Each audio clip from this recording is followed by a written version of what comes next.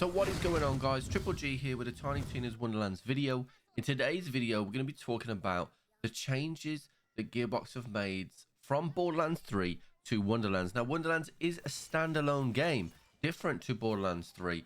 But one thing I didn't expect is these changes to how the loot is given to you as a player in Wonderlands. So if you enjoyed this video, please consider subscribing to the channel or join us over on Twitch. We stream 5 times a week, and otherwise, let's get straight into it. So Wonderlands has the traditional bosses, and it has what has been confirmed, the Chaos Chamber.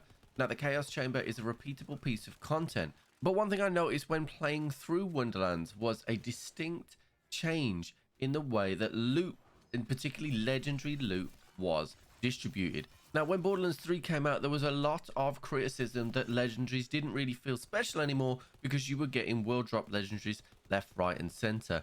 I can tell you right now that I only had one world drop legendary in the time that I did my playthrough, and I even tried to target farm some bosses whilst going through the story, and think something felt a little bit different, and that's what we're going to go into right now. So in Tiny Tina's Wonderlands, there is something called luck loot, luck stat. You can see it on the screen here, and this is directly influenced by luck that you have on gear and the collectibles that you can find around the Tiny Tina Wonderlands universe. Now, where this differs from Borderlands 3 is that the loot drop percentage or loot luck on the gear in Borderlands 3 didn't actually really help you, and I think from memory only boosted purple drops, whereas this luck stat in Wonderlands is not only a direct impact, it is a huge influence on not only random drops but also the dedicated loot drops as well. When I first completed the campaign, I wanted to start farming a boss.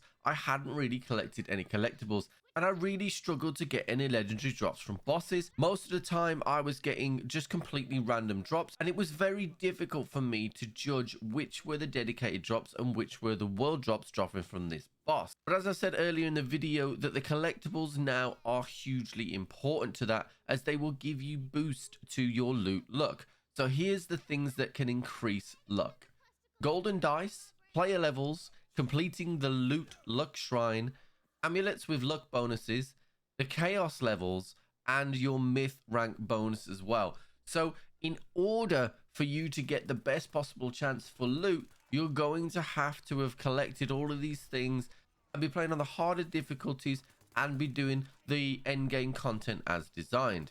Now, the one thing I'd like to point out is that the drop rates are definitely lower in Wonderlands than Borderlands 3, and that is because there are a number of mechanics now in Wonderlands that were not in Borderlands 3. So first of all, you are going to be able to re-roll enchantments in Wonderlands, which will reduce the farming time down once you have the right item with the right passives. The second thing is the Chaos Chamber bunnies at the end of a run will allow you to target a specific item. So when you've collected all your crystals at the end, you'll be able to select whether you want to try and get a legendary pistol, a legendary amulet, or a legendary whatever you want, really. Plus you have the random chance for the chest in the middle to drop you practically anything. So these are now avenues that you will be able to specifically target items, as well as using the dedicated farms from the bosses in the world.